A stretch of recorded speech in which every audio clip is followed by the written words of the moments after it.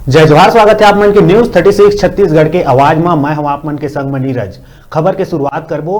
रायगढ़ शहर ला स्वच्छ और सुंदर बनाए के दिशा में कलेक्टर भीम सिंह के निर्देश में नगर निगम अमला और जनप्रतिनिधि मन द्वारा मुहिम चलाए जाते। ये मुहिम ला गति दे और लोगन मन के भागीदारी बढ़ाए बर कलेक्टर भीम सिंह एक बैठक रख के सुझाव लेके आगू कार्य योजना बनाए बर चर्चा करीस। ये बैठक में निगम के महापौर, आयुक्त, सभापति, पार्षद, नेता प्रतिपक्ष, पत्रकार, स्वयंसेवी संगठन के लोगन मन शामिल रहें, जेमा रायगढ़ नगर ला स्वच्छ बनाए के दिशा में सब ले सुझाव लिए गई और शहर ला सुघर बनाए बर लोगन मन के भागीदारी बढ़ाए के संगे संग बैठक में शामिल लोगन मन ला अपन घर परिवार ले मुहिम के शुरुआत करके महासफाई अभियान चलाए बर बल दे गई।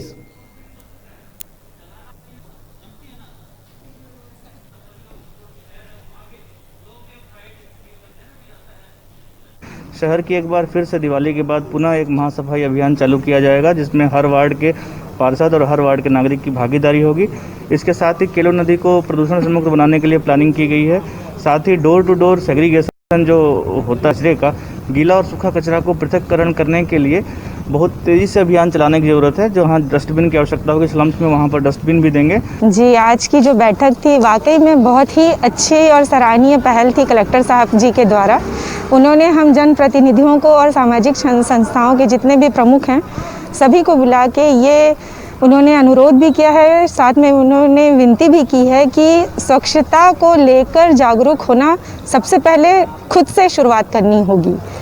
और जैसे घरों में एक टाइम में जब स्वच्छता दीदी आती है, आप तभी डस्ट अपना कचरा फेंके, गीला कचरा, सूखा कचरा अलग करिए ताकि उनको मेहनत ना करनी पड़े। केलो नदी जो एक मातृ नदी है रायगढ़ की, आस्था से जुड़ा हुआ केंद्र है, वहाँ एटलीस्ट कचरा ना फेंकें। धूल जो प्रदूषण को लेके मैंने नगर निगम के महापौर, नगर निगम सभापति महोदय, इसके अलावा कुछ सामाजिक संगठन और पत्रकार बंधु, इन सब आज बैठक में उपस्थित थे। इसमें हमने इस बार जो स्वच्छता सर्वे होना है उसमें हमारी एक तो रैंकिंग सुधरे और उसके अलावा वास्तविक रूप से हमारा शहर जो है साफ दिखे, गंदा ना दिखे और जगह जगह जो हम देखते हैं कूड़े के ढेर वो ना रहें। इन सब को हटाने के लिए एक कार्य योजना बनाई गई है और अगले 2 महीने में इसको क्रियान्वित किया जाएगा।